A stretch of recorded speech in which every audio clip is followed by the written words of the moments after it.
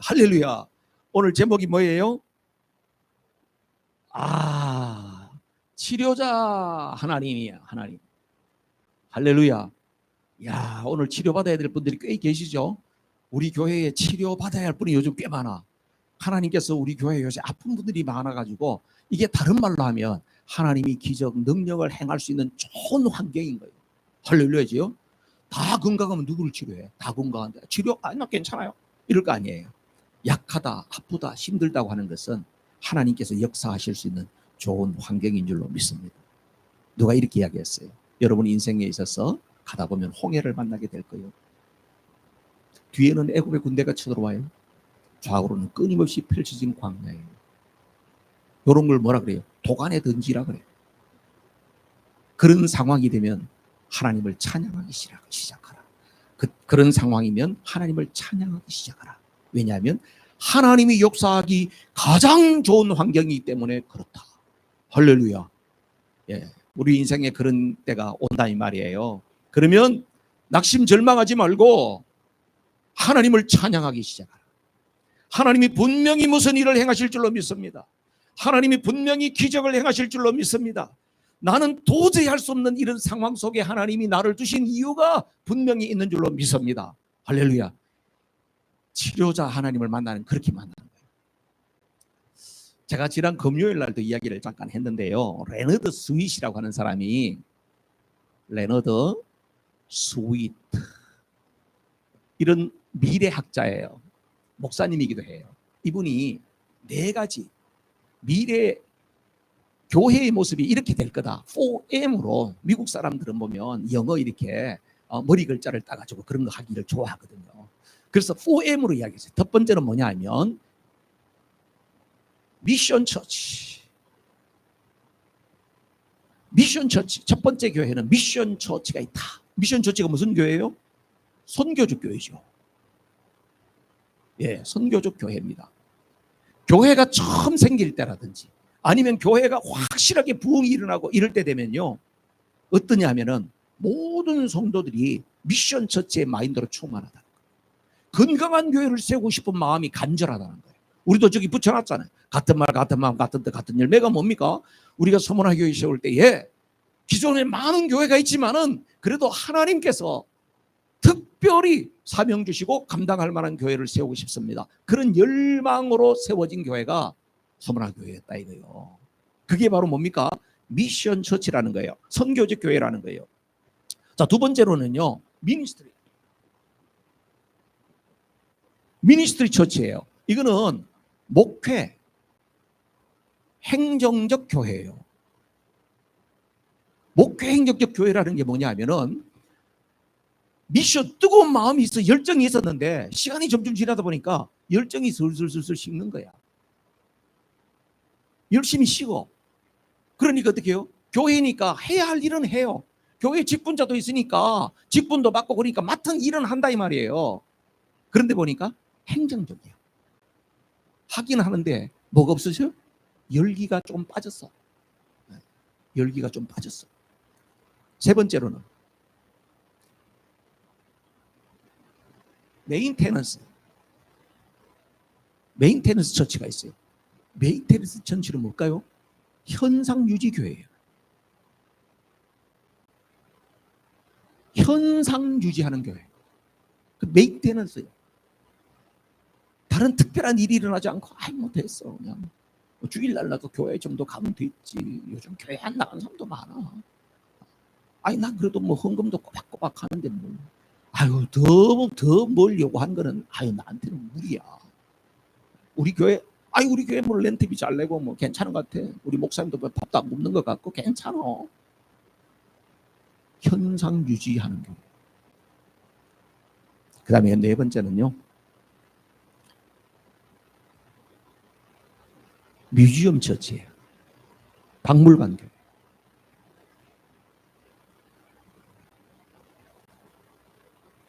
지금 레너드 스위스 이야기하는 것은 뭐냐 하면, 교회들이 보면은 이렇게 바뀌어간다 이거예요. 교회가. 근데 여러분 어떠세요? 교회가 보통 보면 박물관 교회에서 점점 좋은 교회로 가는 경우는 거의 없어요. 전부 다 뜨거운 열정으로 시작했는데 보니까 시간이 지나면서 삐르르 이렇게 내려간 거예요. 그렇게 내려간다는 거예요. 그럼 교회가 무슨 큰 잘못을 해서 그러냐? 큰 교회가 죄를 지어서 그러냐? 그렇지 않다. 시간이 지나면 저절로 이렇게 된다. 시간이 되면 저절로 이렇게 간다는 거예요. 이게 무서운 이야기입니다, 여러분. 그래서 여러분 보면요, 이 선교적 교회라고 하는 것을 보면요, 성경에 요한계시록에 나오는 7교회 가운데 어떤 교회일까? 아, 이 선교적 교회라고, 이게 서문화 교회지 뭐야? 서문화 교회요. 이게 서문화 교회야. 그렇죠? 그래요, 안 그래요? 할렐루야. 아니 꼭 우리 교회라기보다도 성경에 나오는 7교회 가운데 서문화 교회가 어때요? 복음을 위해서 목숨 바치는 교회잖아. 하나님 앞에 끝까지 충성하고 싶어하는 교회잖아요. 그렇죠? 서문화 교회예요. 그럼 미니스트리 교회는 어떤 교회일까? 보니까요, 이거는 에베소 교회예요. 에베소 교회가 어떤 교회예요? 아, 니들이 했던 일들을 하나님 다 기억한다는 거예요. 많은 일을 했어. 주를 위해서 열심히 일했어. 그런데 주님께서 한 가지 너희들에게 책망할 것이 있다. 에베소 교회 책망할 게 뭐였어요? 첫사랑을 버렸다는 거예요. 열정이 없어졌다. 주님을 사랑하는 마음이 없어졌다. 하기는 하는데 그냥 하는 거예요. 습관적으로 하는 거예요. 자, 그다음 현상유지 교회는 이 뭘까요? 저는 이게 라오디게아 교회 같아. 라오디게아 교회에 있죠. 차든지 돕든지 하라. 이래도 흥 저래도 흥 뭐 움직이지가 않아요 이게. 아니 뭐 남들이 알아서 하겠지. 아니 뭐 내가 꼭 굳이 해야 돼. 아니 내 나이가 몇인데. 라오디게아 교회. 마지막이에요. 박물관 교회. 유럽에 이런 거 많죠. 교회나 성당 보면 사람들 구경하러 가잖아. 교회에서 생명력이 일어나지 않아요. 사람들 구경하고 해서 거기에다가 도네이션 하면요, 그걸로 교회 운영해. 국가에서 문화재로 지정해가지고 메인테넌스 하는 거 돈이나 받아가지고 그렇게 살아. 박물관 교회예요. 이거는 바로 어떤 교회라고 말할 수 있어요? 교회로서의 기능을 못하는 거. 이건 죽은 교회예요. 죽은 교회. 이게요 4대 교회.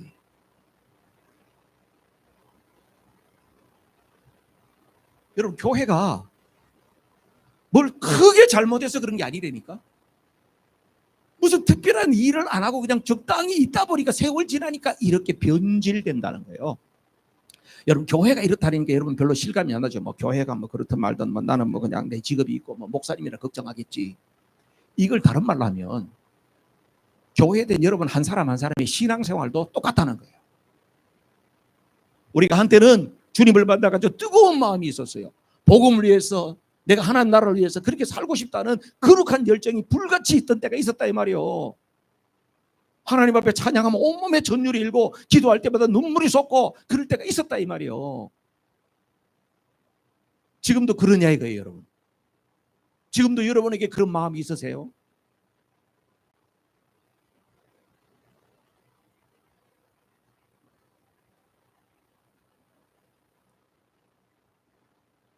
근데 세월이 지나다 보니까 그런 마음은 없으시고 교회에서 직분은 받았어. 아니 내가 장로인데 내가 권사인데 안수집사인데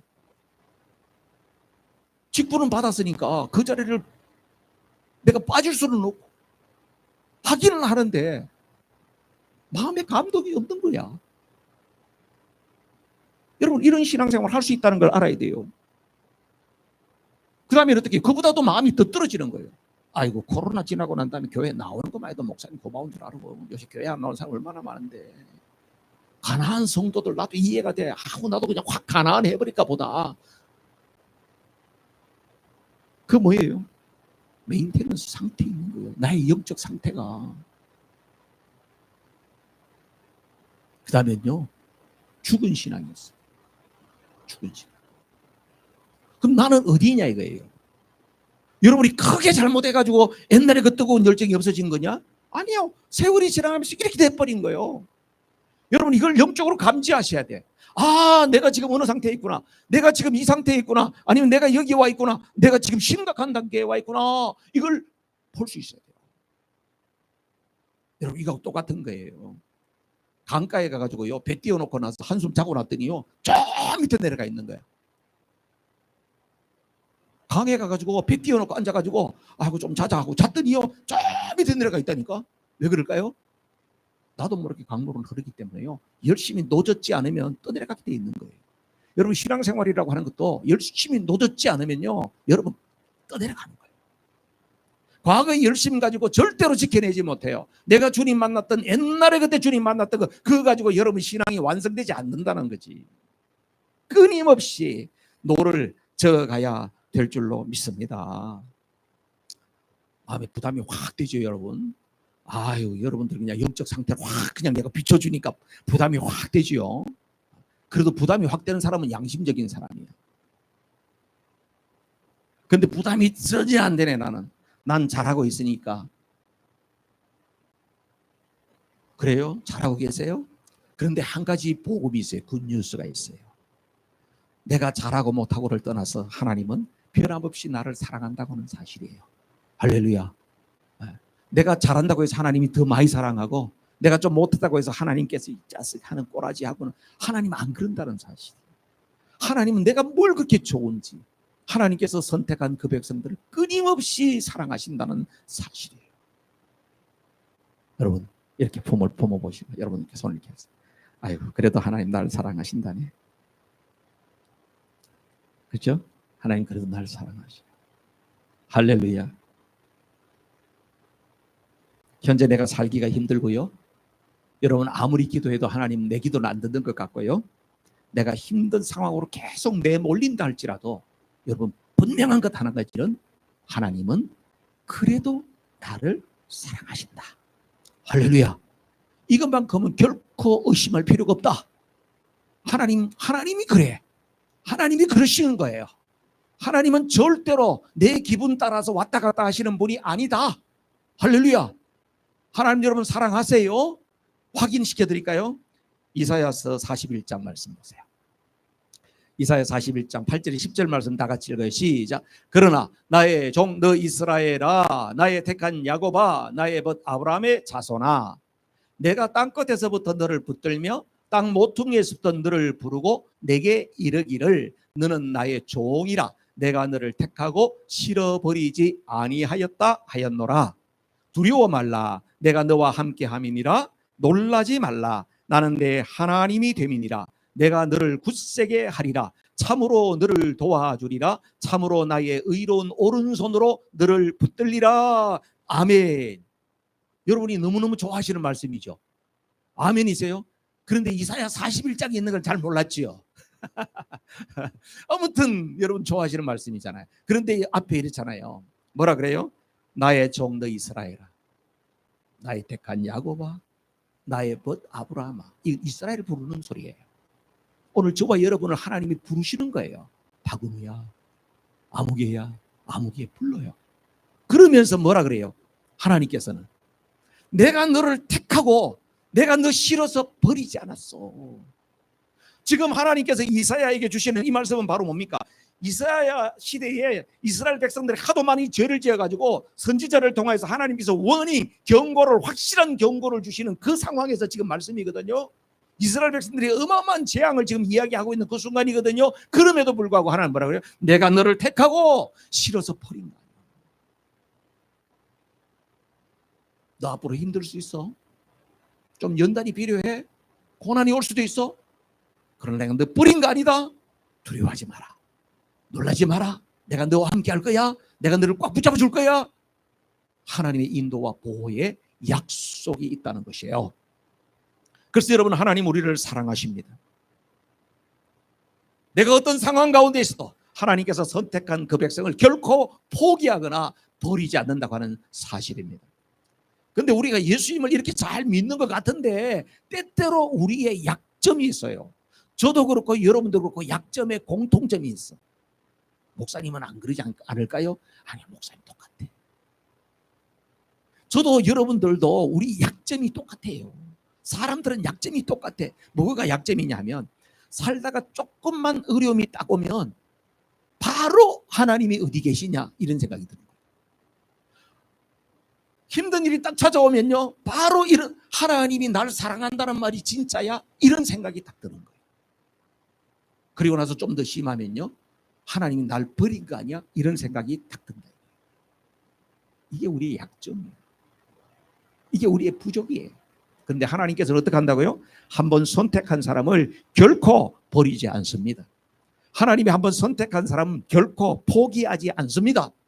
성도들에게 있는 그 고난이라고 하는 것은요, 하나님께서 우리에게 고난을 주세요. 그 고난은 뭘까? 성도들에게 있어 이 고난은요, 하나님께서 우리를 훈련케 하는 거예요.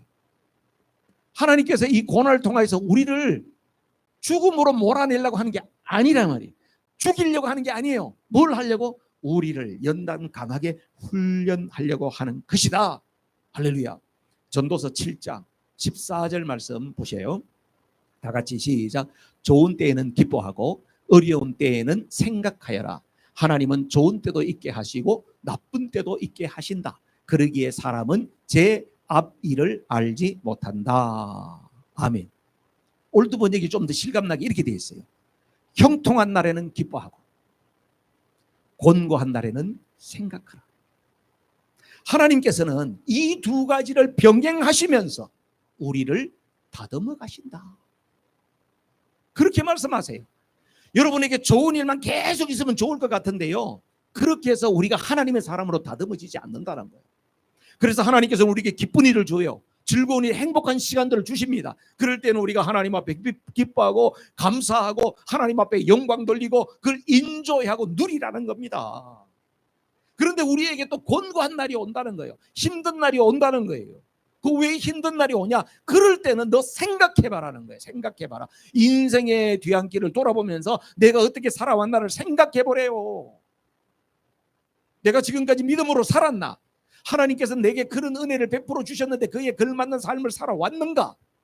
하나님이 왜 내게 이런 어려움을 주실까? 그 어려움 가운데 하나님의 메시지가 뭔지를 생각해 보라고 하는 것입니다. 그래서요, 우리가 살다가 어려운 일이 왔을 때 하나님이 이 어려운 일을 빨리 없어지게 해주세요. 이 어려운 일 빨리 사라지게 해주세요. 이렇게 기도하기보다도 하나님, 지금 내가 당면한 이 어려움이 왜 이런 어려움이 왔습니까? 내가 뭘 잘못했는지, 내가 잘못한 게 있으면 깨닫게 해주세요. 하나님, 지금 내가 견디기 힘든 어려움입니다. 이 고난을 통하여서 하나님, 나에게 주시는 하나님의 음성이 뭔지 그 메시지를 내가 듣게 해주세요. 그리고 하나님, 이 고난이 터널이 되어졌습니다. 내가 이 터널을 잘 통과할 수 있도록 하나님 도와주세요. 이렇게 기도하는 것이 옳다 이 말이에요. 그러겠죠? 아이고 죽겠어요. 하나님, 고난, 왜 나한테 고난을 주셨어요? 다른 사람은 멀쩡한데 왜 나만 이렇게 힘들게 살아야 돼요? 좀 진득하게 그렇게 하셔야 된다는 거죠. 자, 오늘 본문 말씀은 여러분 너무나도 잘 아는 말씀이에요. 이스라엘 백성들이 출애굽한 것만 해도 진짜 기적이잖아요. 그죠? 출애굽하기 위해서 뭐 이스라엘 백성들이 무슨 독립군을 조직을 했어요. 뭘 했어요? 그러니까 아무것도 없어요. 그냥 중노동하고 그저 겨우 밥끼리 얻어먹으면서 채찍 아래서 아들 나면 나일강에 보리야 되고 그런 처참한 이스라엘 백성들은 해방이 된다고 하는 것은 꿈에도 생각도 못하고 있을 그때에 하나님께서 강권적으로 10가지의 재앙을 촉촉촉 내리시고 모세를 통해서 출애굽을 쫙 했잖아요. 그죠? 여러분 출애굽할 때도 그냥 했습니까? 애굽 사람한테 딱 가가지고 말이야. 이보시오, 우리 이제 나갈 거니까 이제 나갈 거예요. 뭐 생각나는 거 없어요? 그러니까 다 금은 막 돈 막 다 줬어. 여러분 나올 때 한몫 챙겨서 나왔다니까요. 하나님께서 예언한 대로 다 출애굽할 때 챙겨놨어요. 얼마나 큰 기적이에요. 이스라엘 백성들이 그 기적을 경험하고 하룻밤 사이에요, 그 사람들이 다 애굽에서 쑥 빠져나온 거거든. 그런 기적이 어디 있습니까? 그런데요, 출애굽에 가는 동안에 한 달 남짓 갈 때에 큰 한 달도 안 됐을 거예요. 어마어마한 홍해를 만났어요. 홍해를 만났는데 이 홍해의 기적이라고 하는 것은 출애굽 40년 역사에 제가 볼 때는 가장 위대한 기적이라고 보여져요. 그렇지 않겠어요? 바다를 만났다니까 여러분. 바다를 만났어. 근데 바다가 갑자기 갈라지더니 이스라엘 백성들이 그리 지나갔다니까요. 아이 목사님 저 한국의 진도에도 보면 바다가 갈라진대요. 근데 그거로만 하면은 그렇게 이야기할 사람이 있을까봐 하나님께서는 그 다음에는요, 애굽의 군대는 이스라엘은 싹 건너자마자 애굽의 군대가 잡을락 말락 그때 보면 물이 확 와가지고요, 애굽의 군대는 다 수장시켰다니까. 그걸 갖다가 이스라엘 백성들이 건너면서 다 보았다니까. 그걸. 여러분, 이보다도 큰 위대한 기적이 어디 있었습니까? 그래서요, 이 큰 기쁨 감격이로 말할 수가 없어가지고 출애굽기 15장 그 전반부에는 보면 뭐가 나오냐면 모세의 노래가 나오고요, 그리고 미리암의 찬가가 나옵니다. 오늘 읽은 본문 그 앞쪽에는 모세의 노래와 미리암의 찬가가 나와요.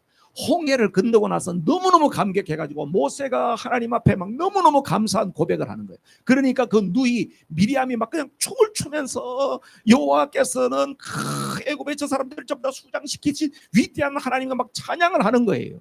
그럼 어떻게 했을까? 여러분, 그 많은 백성들은 모세와 미리암이 우리 무대 위에서 하는 거 보고 나서 가만히 앉아가지고 어이 잘한다 잘한다 이랬을까요? 온 백성들이 기뻐서 환호하고 축제가 이루 말할 수 없을 것 같죠. 상상이 되잖아요. 그런 기쁨이 있었다는 거예요. 그런 기쁨이 이스라엘 백성들에게 주어졌습니다. 그런데요, 그 기쁨, 그런 정도의 기쁨 같으면 영원한 기쁨일 것 같은데 그 기쁨이 며칠 못 갔어요. 그 기쁨이 며칠 못 갔다니까. 그렇게 기뻤고 감격스러운데 찬물을 팍 끼얹는 사건이 생기는 거예요. 그게 바로 오늘 22절 23절에 나오는 이야기입니다. 다 같이 읽어보세요. 시작. 모세는 이스라엘을 홍해에서 인도하여 내어 수르 광야로 들어갔다. 그들은 사흘 동안 걸어서 광야로 들어갔으나 물을 찾지 못하였다. 마침내 그들이 마라에 이르렀는데 그곳에 물이 써서 마실 수 없었으므로 그곳의 이름을 마라라고 하였다. 아멘.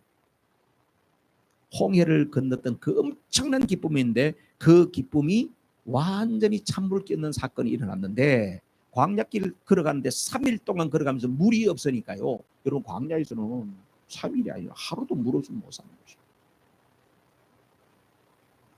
3일 동안 물이 없었다는 것이 이스라엘 백성이 다 초죽음이 됐다. 그런데 물이 있는 거예요. 너무 기뻐서 가서 물을 마시려고 했는데 보니까 못 먹는 물이에요. 이거 먹으면 죽어. 그런 물이야. 자, 여러분, 하나님이 이스라엘 백성들을 이끌고 가시는 거 여러분도 아시죠? 불기둥과 구름기둥으로 인도하신 거 여러분 아시잖아요. 그러면 하나님께서 홍해를 건넜던 그 기쁨을 가지고 계속해서 기쁨이 충만하도록 하시지 왜 그리로 이끌었냐? 왜?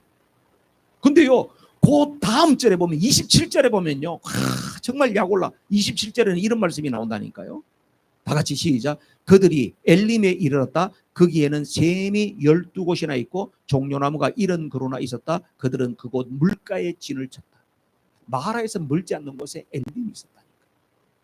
하나님께서 길을 다 알아요, 몰라요? 다 아시지. 그러면 하나님께서 홍해를 지났으면 그 기쁨을 갖다 가지고 바로 엘림으로 딱 가가지고 그 좋은 물에 오아시스에다가 다 가서 여기서 쉬어라. 그랬으면 이스라엘 백성들의 기쁨이 얼마나 충만했겠으며 참 이런 대혼란이 없었을 텐데 왜 하나님은 마라로 그들을 이끌고 가셨는가? 그것이 문제다. 아, 하나님은 주시려면 좀 확실하게 확 줘버리지. 찔끔 주고 또 싹 뺏어가, 또 찔끔 주고 싹 뺏어주고. 하나님 왜 이러시나? 그런 생각이 들 수 있죠. 우리도 살아가다 보면 그런 일이 일어난단 말이에요. 뭔가 좋아가지고 기뻐하는데 보면 어떤 사람이 이래, 아유 너무 기뻐하기도 좀 그래. 왜냐하면 금방 또 안 좋은 일이 올까봐. 아니, 하나님은 내가 막 기뻐하고 막 이게 인조하고 이런 걸 하나님은 별로 안 좋아하시는 것 같아. 그래서 내가 진짜 뭐 기쁜데도 기쁘다고 이야기하기가 좀 못해. 이러는 사람도 있다니까, 여러분. 아주 센시티브한 사람들 가운데서 그런 분들 계셔. 나도 그런 분 여러 사람 만났어. 나는 그런 사람하고 같이 살아. 지금 없으니까 내가 하는 이야기지. 얼마나 예민한지 몰라. 그래가지고 정말 너무 힘들 때는 이거 뭐 하나님께서 주신 은혜는 막 기쁘다고 막 이렇게 하기도 좀 그렇다고 그래. 그냥 인조해 하세요. 괜찮아. 하나님이 우리를 다루는 방법이에요. 이진희 목사님이라고 저 아리조나에 아틀란타에 있는 목사님 한 분이 광야에 대한 이야기를 책을 썼어요. 광야를 읽다. 네, 광야에 대한 책을 썼는데 이런 이야기가 나오더라고요.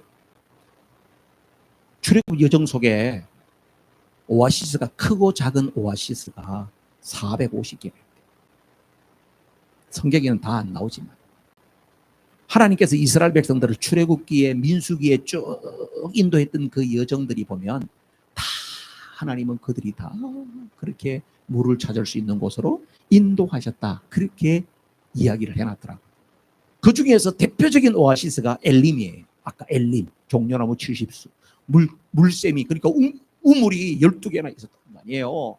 그런 어마어마한 오아시스가 있었거든. 그러면 하나님이 이 길을 다 알고 계시는 하나님이신데 홍해 건너고 나서 그렇게 기뻐하고 행복해 할 때에 짠짜자잔 해가지고 그 다음에는 엘림이다 그렇게 해가지고 좀 더 날 따라와라 해가지고 딱 이렇게 인도했었으면 얼마나 좋겠어요. 하나님이 엘림이 거기 있다는 거 다 아시면서 그리 안 가고 어디로? 마라로 데려가는 거야. 속상하네.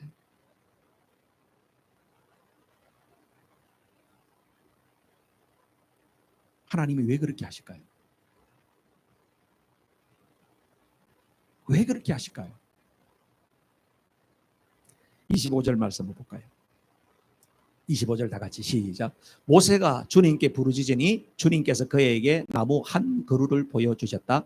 그가 그 나뭇가지를 꺾어서 물에 던지니 그 물이 단물로 변하였다. 주님께서 그들에게 법도와 율례를 정하여 주시고 그들을 시험하신 곳이 바로 이곳이다. 아멘.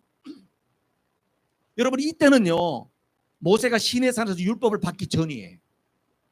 그러니까 이스라엘 백성들에게 있어서 하나님의 법이 정확하게 없었어요. 왜냐하면 모세가 시내산 율법을 받는 것은 저 19장 이후에 있거든요. 그런데 지금 15장이잖아. 아직 하나님의 법이 정확하지 않았어요. 그런데 이 사건을 통하여서 하나님께서 뭘 주신대요? 법도와 율례를 정하여 주셨다는 거예요. 이 말은 다른 말로 이거예요. 너희들이 앞으로 이 광야길을 걸어가는데 너희들이 철저하게 하나님의 말씀대로 살겠니? 하나님 말씀대로 살아야 이 광야길이 순탄한 거예요. 광야 같은 인생을 산다 할지라도 내가 주는 이 말씀과 명령을 따라서 살 때에 너희들이 거기 복이 될 거야. 이렇게 쓴물을 만난다 할지라도 단물로 바꿀 수 있는 자가 바로 나야. 하나님께서 이것을 강력하게 이야기해주고 있다고 하는 사실이에요. 그 사건을 통하여서 하나님은 이스라엘 백성들에게 시험을 했다는 것은 연단을 했다는 그런 이야기죠. 그러니까 무슨 시험이에요? 26절 보세요. 26절 다 같이 시작. 주님께서 말씀하셨다. 너희가 주 너희의 하나님인 나의 말을 잘 듣고 내가 보기에 옳은 일을 하며 나의 명령에 순종하고 나의 규례를 모두 지키면 내가 이집트 사람에게 내린 어떤 질병도 너희에게 내리지 않을 것이다. 나는 주 곧 너희를 치료하는 하나님이다. 아멘. 하나님은 이스라엘 백성들을 홍해와 엘림 사이에서 이렇게 바로 가게도 하실 수 있는데 거기에서 그 사이에 마라라고 하는 것을 하나를 딱 넣어가지고 그 마라의 사건을 통하여서 이스라엘 백성들이 평생에 잊지 못할 큰 시험 연단을 주셨다고 하는 사실이에요.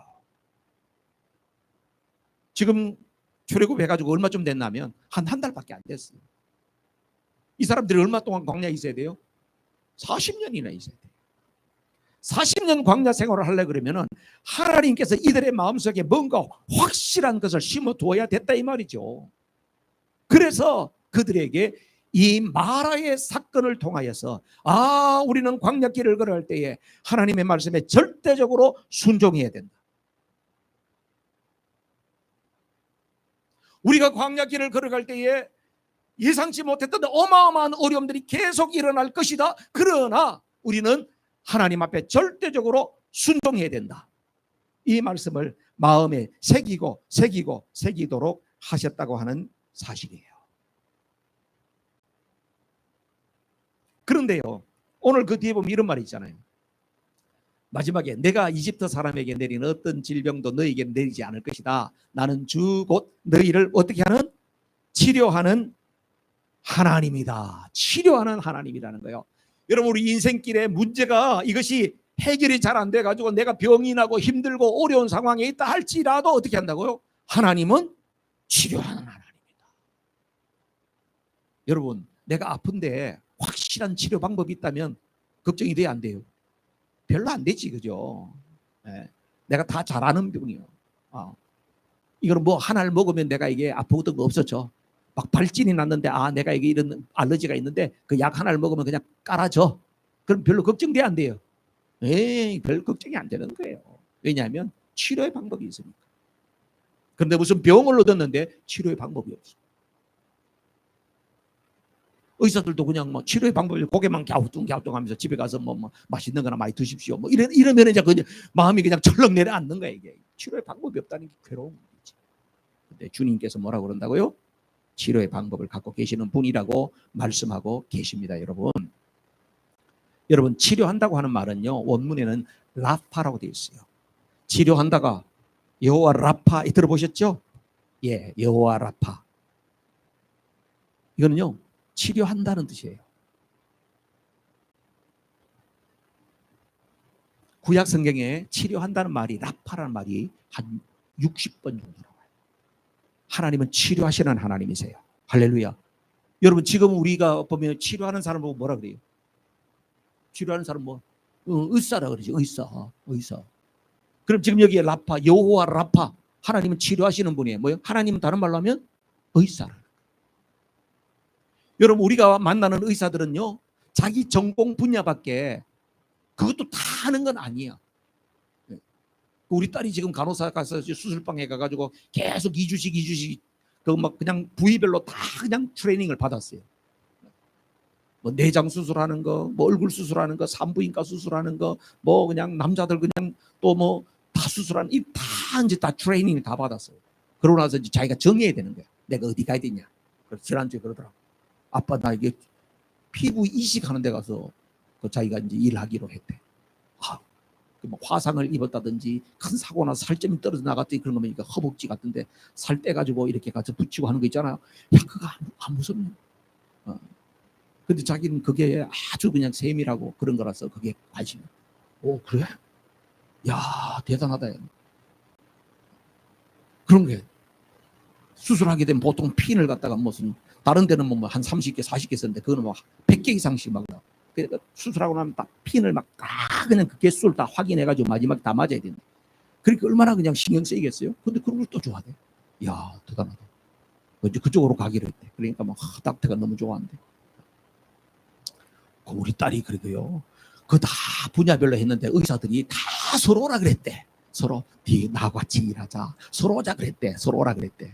근데 자기가 정했대. 아무튼 뭐냐면 설교하다 보면 이게 또 자랑질이야. 그래요. 의사가 고쳐도 어떻게 해요? 자기 분야를 좀 하는 거예요. 자기 분야도 잘 모르는 그것이 현재야. 그런데 하나님 어때요? 하나님 혼자 종합병보다 더해요. 예를 들어볼까요? 하나님의 아들이신 예수님이 이 땅에 오셨어요. 예수님 어떤 병을 고쳐요? 각색 병자들을 고쳤다는 거예요. 온갖 병을 다 고쳤다는 거예요. 그렇죠? 불치의 병도 예수님 앞에는 문제가 안 됐다는 거예요. 예수님이 굳이 나타나서 안 하고 예수님 옷만 살짝 만져도 병이 나았다는 거예요. 여러분, 사람에게 있어서 병이라도 육체의 질병만 있는 게 아니에요. 내적인 병도 있고요, 귀신병도 있고 그래요. 예수님 앞에 가니까 귀신들이 다 나가면서 사람이 온전하게 됐다는 거예요. 그뿐만 아니에요. 예수님은 죽은 자도 살리셨어요. 회당장 야이로의 딸을 살리고요, 과부의 아들을 살리고 죽은 나사로를 살리잖아요. 예수님께서 만병의 대의사예요. 그뿐만 아니에요. 예수님께서 자기가 십자가의 제물 되심으로 말미암아 온 인류가 앓고 있는 이 영적인 죄의 짐을 해결해 주심으로 말미암아 우리를 자유케 하신 분이에요. 하나님은 만병의 대의사가 되는 줄로 믿습니다. 그래서 오늘 이스라엘 백성들을 향하여서 내가 치료하는 여호와야, 이런 이야기가요, 다른 말로 하면 이런 거예요. 내가 종합병원하고는 비교할 수 없는 모든 병을 치료해. 걱정하지 마. 광야길을 걸어간다고 하는 것은 결코 만만치가 않아요. 광야라고 하는 말 자체가요, 여러분, 광야라고 하는 말 자체가, 광야는 결핍이라는 거예요. 없다는 거야. 우리가 사는데 기본적으로 있어야 될 것이 광야에는 아무것도 없어요. 결핍이에요. 그런데 광야길을 앞으로 걸어가야 할 이스라엘 백성들에게 이 마라의 사건을 통하여서 네가 하나님 말씀을 순종하게 되면 그 광야의 길을 쓴물이 단물이 될 거야. 절망이 찾아온다도 희망이 될 거야. 하나님께서 문제를 해결하신다는 거예요.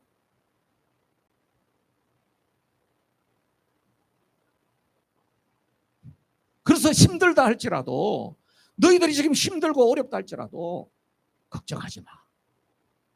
내가 치료자야. 할렐루야.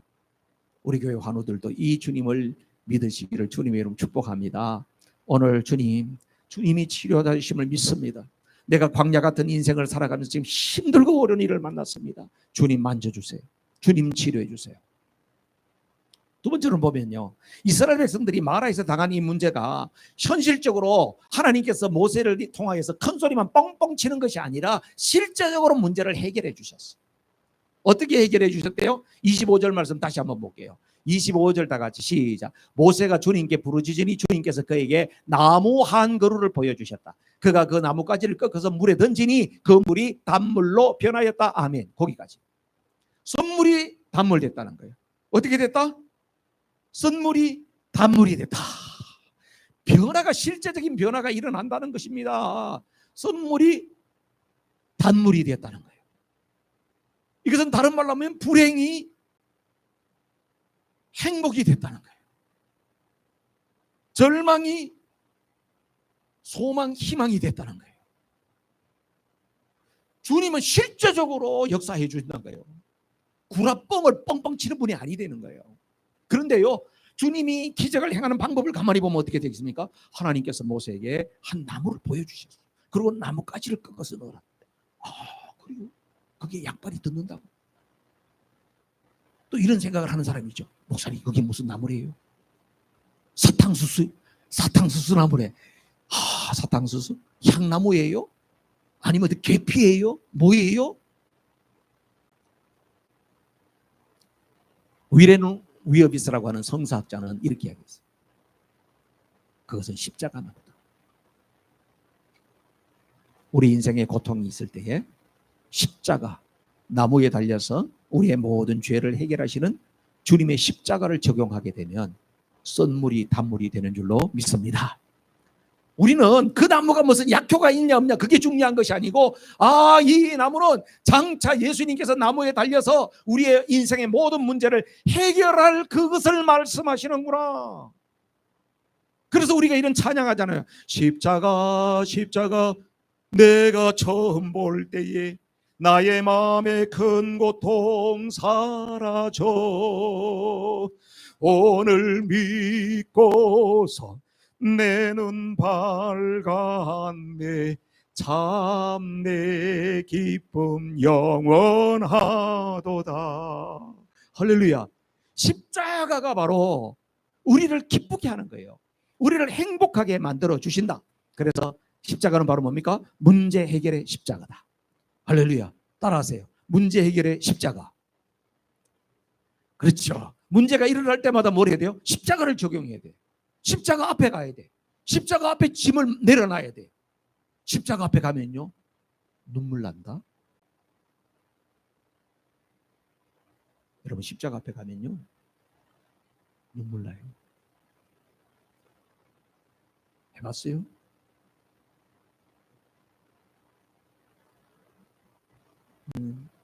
십자가 앞에 가면 하나님의 그 사랑이 우리 속에 파도처럼 옵니다. 십자가 앞에 있으면요, 하나님의 그 사랑이 어마어마한 데 비해서 나는 하나님 앞에 너무 비어망덕 같은 자라는 것이 깨달아진다.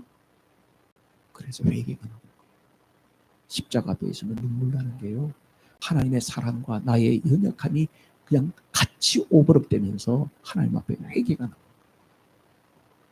인생의 문제를 만날 때 십자가 앞에. 마지막으로 한 가지 더, 고난에 직면했을 때에 모세에게 배워야 될 게 있다. 24절부터 25절 상반절에 다시 한번 읽어볼게요. 24절 시작. 이스라엘 백성은 모세에게 우리가 무엇을 마신단 말입니까? 하고 불평하였다. 모세가 주님께 부르짖으니 됐어요. 이스라엘 백성들과 모세의 모습이 나오죠. 이스라엘 백성들은 문제가 있으니까 어떻게 해요? 모세를 상대하는 거예요. 모세! 당신이 우리를 이렇게 데리고 나와가지고 우리 멀쩡히 지금 밥이라도 먹고 살았는데 지금 여기 와서는 밥도 없다. 차라리 홍해에서 우리를 다 하나님이 빠뜨려 죽이시지. 그랬으면 이스라엘 백성들이 나와서 장결하게 홍해에서 다 죽었다 이러면 창피하지도 않지. 홍해는 멀쩡히 건너게 하고 나서 광야에서 목이 타가지고 다 죽었다. 얼마나 창피하냐. 모세에게 대드는 거예요. 근데 모세는 뭐 했대요? 백성들은 막 대들든지 말든지 놔두고 하나님 앞에 가서 그냥 하나님 앞에 갔어.